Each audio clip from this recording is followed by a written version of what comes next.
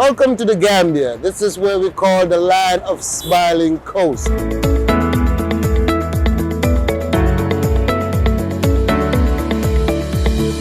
Welcome to another edition of Gomsarel, where we talk about people that have the opportunity to live in the West, but choose to give up all those opportunities and the luxuries to come back home and live in the Gambia. The reason why they do it is because they believe in their country. We also call it the repatriation journey, as we have seen happening. Today, we are here in Bijilo. I'm talking to Mr. Mane. I'll let him introduce himself. I'll not give you all his information. He'll give you his name, what he does, and where he grew up, and then we'll go into the show. Hello, my name is Mamoudou Mane. I'm from Lamen, but I grew up in the United States, in Georgia. I've been in the US for over 25 years, but finally decided to come back to Gambia in 2016. So I've been living in the Gambia since 2016.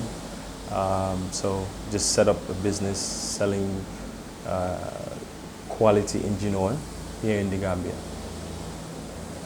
Okay, it's Mr. Mamoudou Mane. He's popularly called Doctor. Okay, what makes his story unique? I told you on this show, every story is unique. What makes his story unique is, unlike most people that live in the Gambia and move abroad and then come back. For him, his story was opposite. He lived most of his early childhood in the US. He lived most of his life in the US. His family still lives there. He leaves his family behind and comes back home. So we want to find out what is that motivation. But before we get to that, my first question to you, Mr. Mane, is what was life like growing up in the Gambia before you left? Well, life was pretty good for me. I grew up in Lamen, but my mom that left very early to go to the States, so I basically grew up with my grandmother. So she was taking care of me and my brothers, and then after that, I went to the States at a very young early age. I left here, I think it was primary 6, and I was about 12, 13 years old when I left.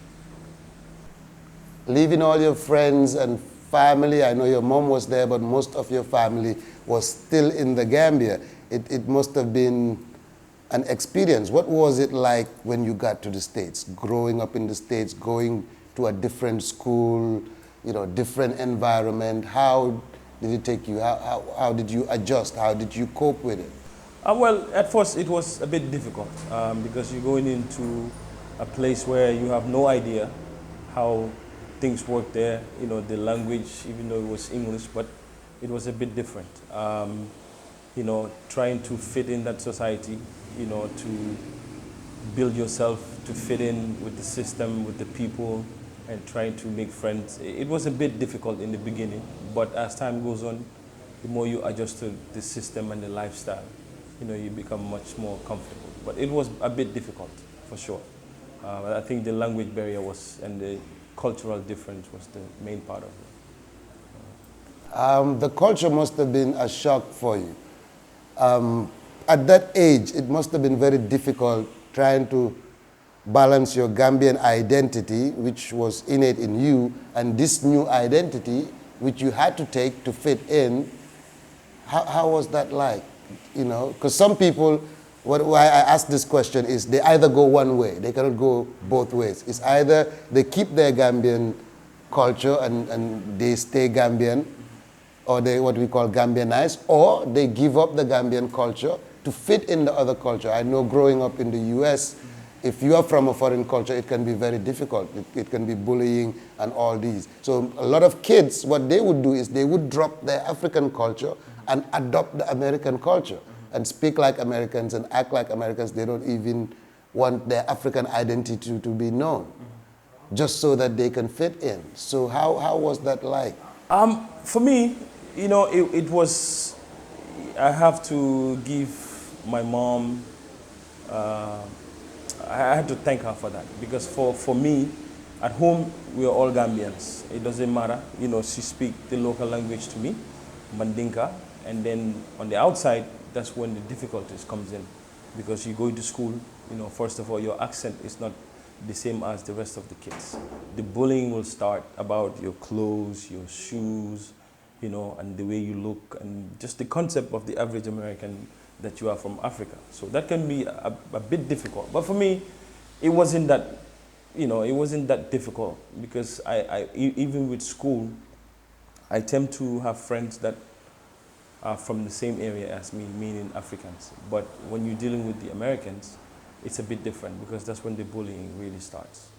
But I also try to keep my Gambian identity as much as possible. You know, it kind of bring me to peace, and always to know where I'm from. I think that really helps me. So, you know, and my mom being there for me always, you know, trying to remind me of where I came from. You know, you are Gambian, this is what you are. If your accent is not the way they want you to be, fine, just deal with it. But you cannot change who you are. So I think that really helped me a lot.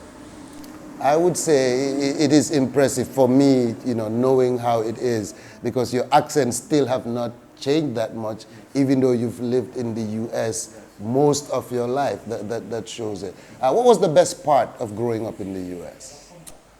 I think the best part was basically, you know, just the, I would say, the American dream, that they call it the American dream.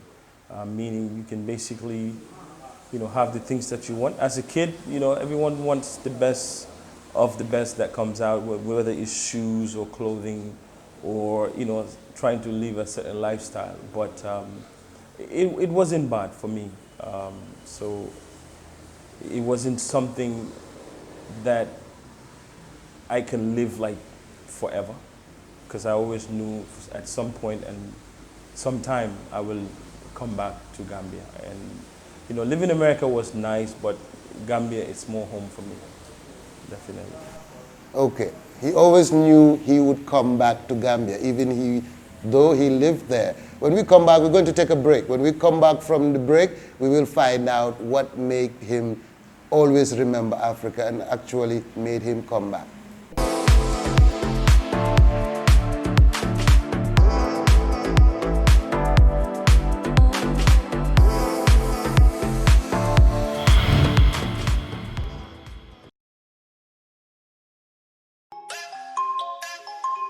Stylish Pro in the mix. Movement banger. Yo, dada. My nigga Big Banger.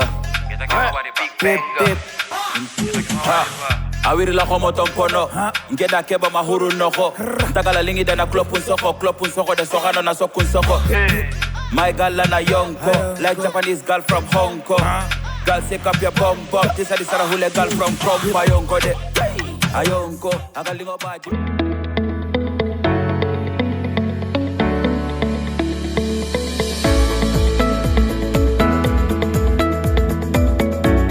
Welcome to the Gambia. This is where we call the Land of Smiling Coast.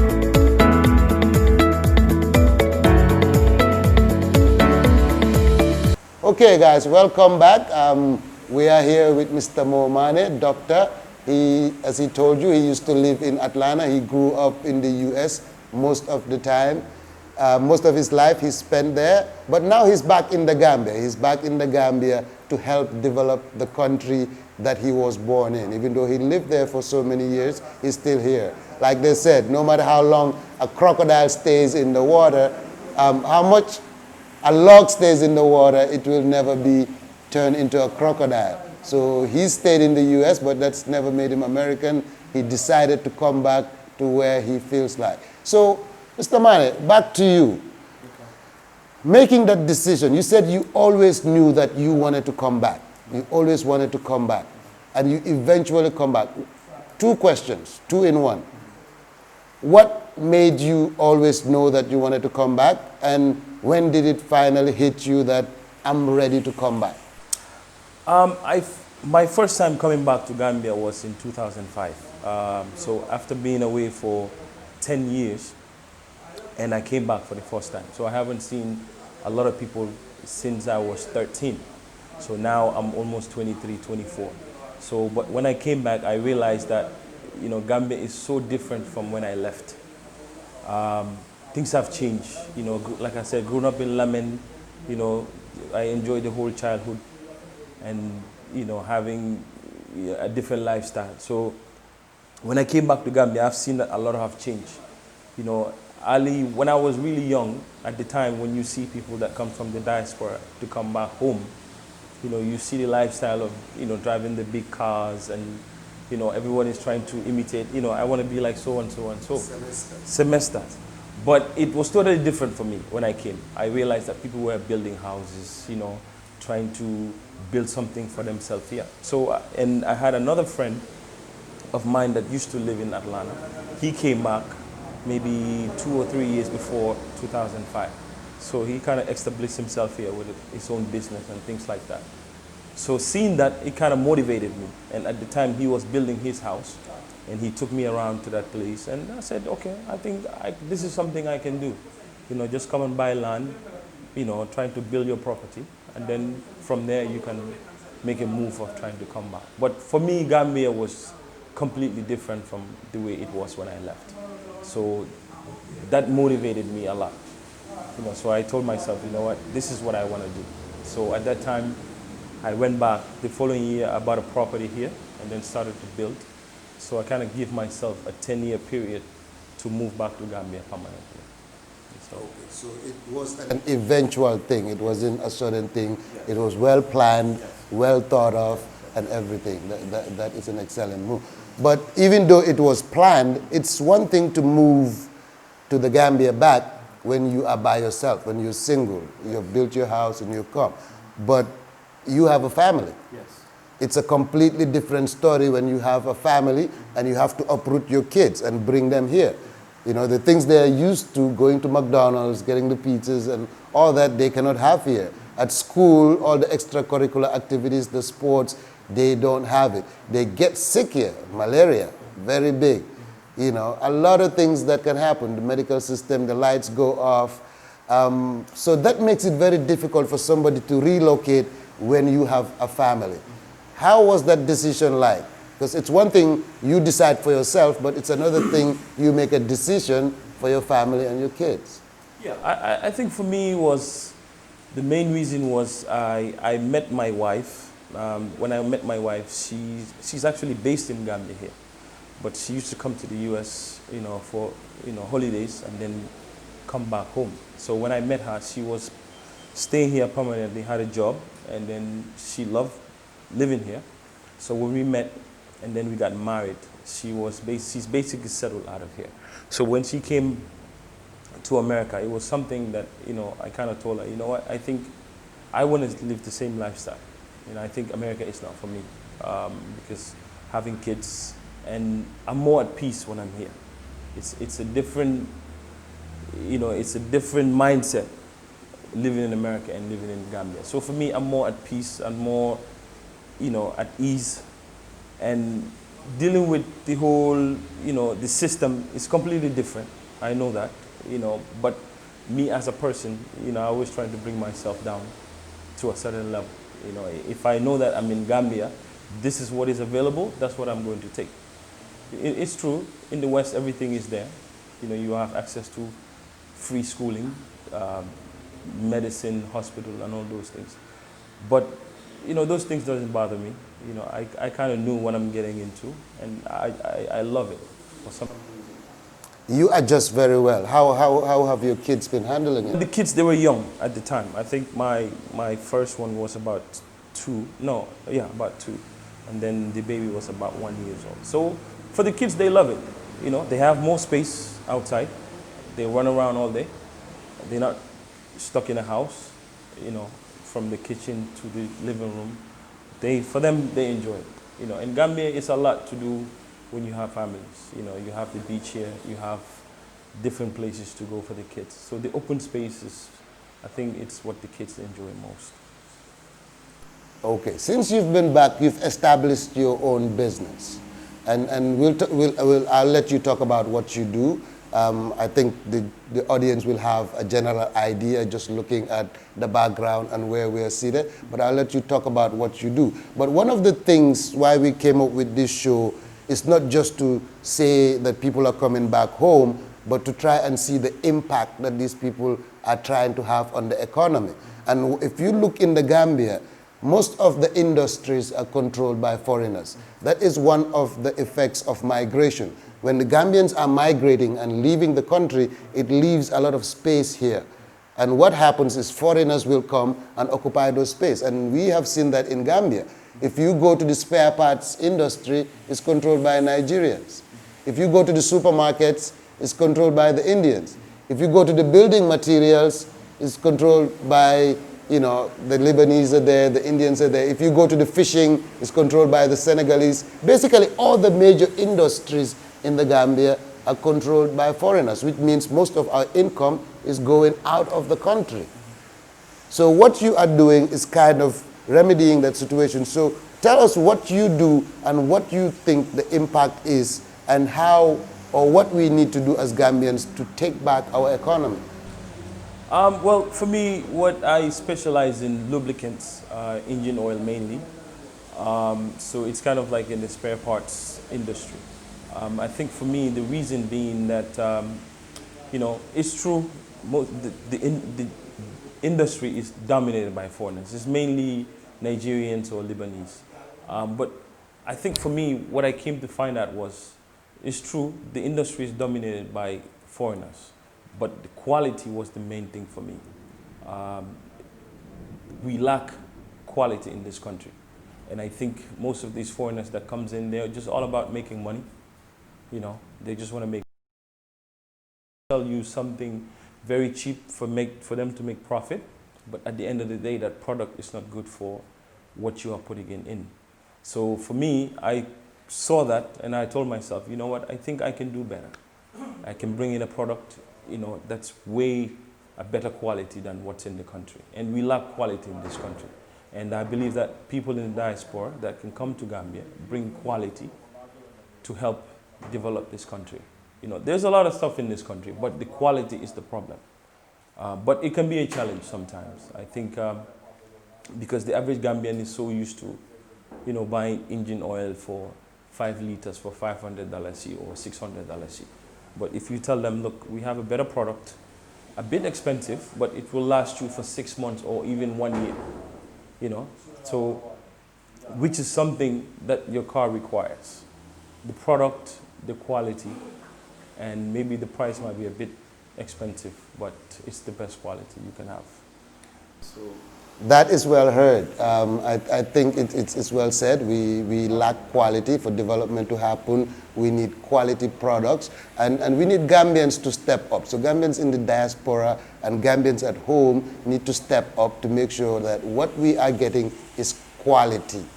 Okay? The services that we do are also quality service. If it's customer service or whatever we do, we have to add some professionalism. So before we close the show, I will ask you one last question. What's the best and worst part of living in the Gambia? Well, the best part living in Gambia, it's the freedom and the lack of bills, I would say. I mean, it's hard for some people to believe that. But for me, it's less bills, which is a good thing. It means you're spending less money. And the quality of life, it's much better for me. I can only speak for myself. I can't speak for someone else. And Gambia gives me that. You know, it gives me the open space, and it gives me, you know, I don't have to go to the beach to drive 6 hours or 8 hours and go and spend $1,000 for the weekend. I can do all that for less than $1,000. So money-wise, it's the best place to go. The downside about Gambia, for me, is really NAWEC. And I hope they can do something about that. That's the only thing I hate about living in this country. I mean, if NAWEC can step up and the government can help us sustain that power supply, it will be a great thing. Thank you. I know I said it was the last question, but something just popped back in my head.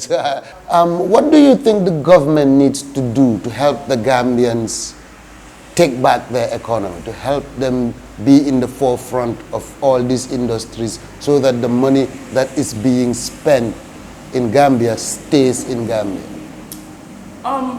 Consider Gambians. I think if the government can consider Gambians, we can deliver. If you look at this country, like you said, majority of the businesses belongs to foreigners, and they're the ones that are getting all these contracts from the government. But as Gambians, what we can deliver is quality. If you look at the businesses that are run by Gambians here, mainly, pretty much all those businesses have quality products, quality lifespan of those products that they are selling.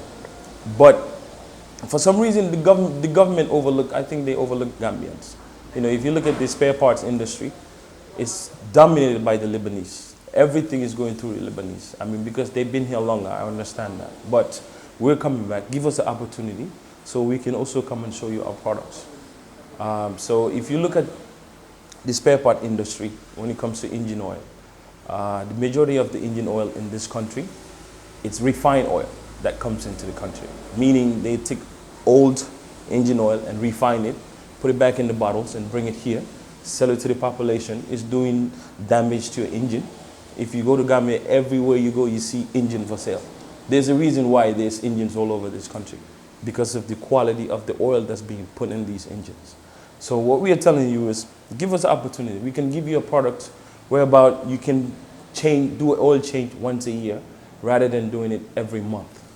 And the average Gambian spend about $15,000 on oil change every year. So we're telling you, come to us, we'll give you will spend half of that. You can spend $6,000 for the whole year. That would be twice a year. Or you can have some products where you only have to change oil once a year, and it's what your car requires. Because once those cars are made brand new, those are the type of products that are in those cars. So for us, we just try and give us an opportunity. We have better product, better services.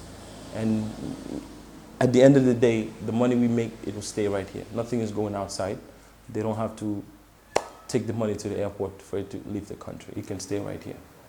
Well, we heard it from the man himself. There is nothing more frustrating than leaving the comforts and the money that you can be making in the West and come back to your own country only to be suppressed and deprived by your own government or your own people. So to add to what you say is that the government should support the people that are coming home. Because if you come home and you don't receive the support and you don't receive the things that you expect, or the both morally, financially, what you're going to end up doing is packing your bags and going home. So if we want more people to come back home, I think it's the job of the government to create that conducive environment so that people will be willing to come home. Last question. We know the frustrations, just like we're talking, that comes with coming back home. What do you say to the people who said you're foolish for leaving America and coming back and settling here? I'm sure you hear it all the time. Why would you leave America and come back to Gambia when you can live there? It's the lack of not knowing. I think that contributes a lot, especially people here, that when they see you, the fact that you came from abroad trying to settle into the Gambia, they look at you as you crazy. But it's the lack of not knowing. I mean, if you really know how life is there, Gambia, it's really nice. It's true, Gambia can be difficult, and for every individual, it's different. But for me, I can only speak for myself. Gambia, for me, it's by far the best place to live. Going abroad has its challenges, don't get me wrong. It's just about going to work, coming home, going to work, coming home. So it's the same process that you do every day. But Gambia is different. You can come, set up your own business, even if you have a job 8 to 5. Once you get off at 5 o'clock, you have pretty much time to go see family, go anywhere you want until, the end of the day. So I'll take Gambia any day, for sure. That's why it's called the smiling coast of Africa. If it's smiling, that means it's nice. And if it's nice, that means people should come back. So Gomsarel, believe in your country. Thanks for being here with us. Until you see us next time, we thank you, Mr. Momane. Doctor, if you guys need quality engine oils, you can check him out. He'll give you his information. We'll give you his information on exactly where he's located. Until we come back next way, keep believing in your country, keep striving, and keep hope alive.